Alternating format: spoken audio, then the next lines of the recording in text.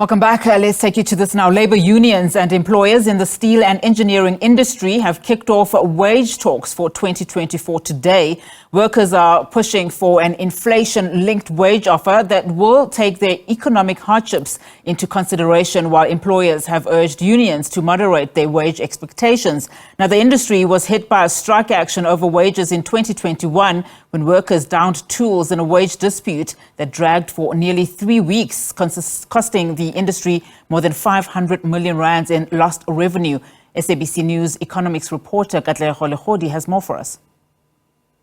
The 2021 multi-year agreement in the steel and engineering sector lapses on the 30th of June, and this is why we've seen a lot of movement, pre-bargaining councils, as well as we see this particular process leading up to day one of the wage negotiations taking place here in Boksburg. So here we see various of those unions in the labor space coming through for their workers with demands. Today marking day one, we find also the employer here trying by all means to find each other so that we avert a strike action. You can remember that in 2021, we saw this industry really going into about 3 weeks of the downing of tools as the workers and the employers could not find each other. But we're seeing them just coming through agile, just trying by all means to come through for their workers, taking into consideration also an economy that has not done well for quite some time. I'm going to bring labor into the conversation this afternoon. I have with us Katlego Legodi, who joins us from NUMSA, who will give us a sense of where we find ourselves here. You've been doing the work. We know very well that they've been pre-bargaining. You've been trying by all means to just iron out issues before the lead up to this particular process. Today, marking day one of this process, and we're seeing you coming through for your workers. You've been getting mandates, and you're really hoping for the best in terms of an economy that has not done well for quite some time. Welcome to the SABC, Pagamile. I see that you're upbeat as the workers. You're united in trying by all means to ensure that what your workers have called for some time becomes somewhat of a reality.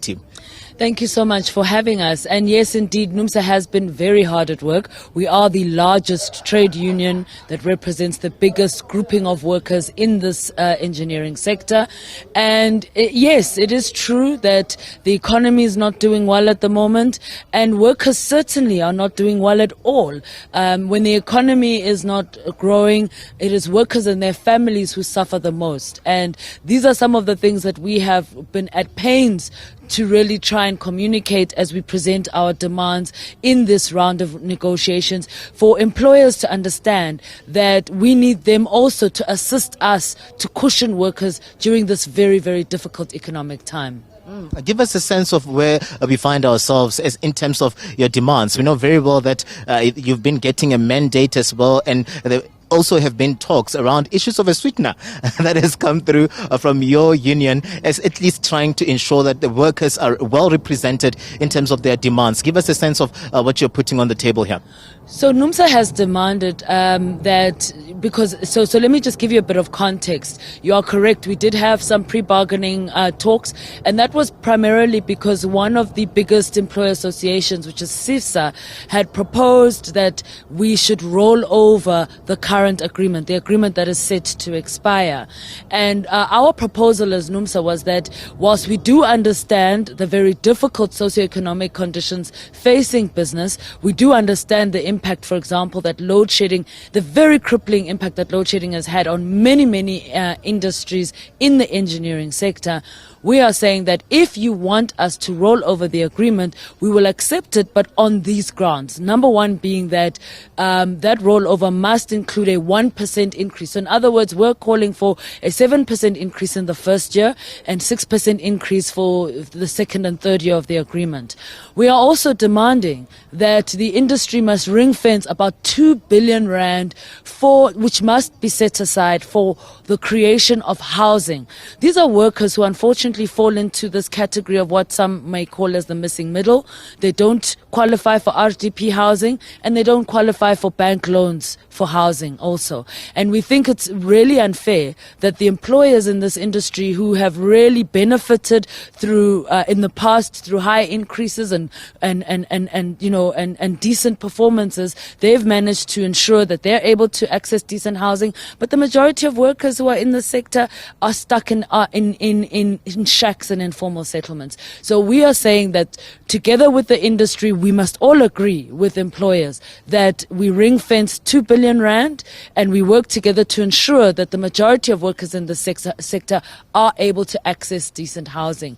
And the other demand that we're making is that on the demands that we've made in terms of the 7% increase for the first year and 6% for second and third year, those increases must be based on actual rates of pay and not minimum rates of pay. And what this basically means is that the increase must be based on what workers are earning, not on. So if you understand that our wage agreements are based on, like, they'll have a minimum rate and then there'll be a maximum rate, we are saying that that increase must be based on what you earn and it must not be based on what is the minimum. And the reason we're saying that is because if it is based on the minimum, then it means that workers are not really getting an increase. And this has been their experience for the last 3 years. So we really are trying to create a scenario where we are equalizing and where we are dealing with what has become extreme inequalities emerging in the engineering sector for the workers in the sector. Phakamile Majola, thank you very much for your time. Those communication negotiations as well, the bargaining continuing behind closed doors. But you find us here on the sidelines in Boksburg, trying by all means to give you an update as we more or less interview the employers and we get a sense of where the workers are, where these issues are concerned. I'm Katlego Legodi for SABC News in Boksburg.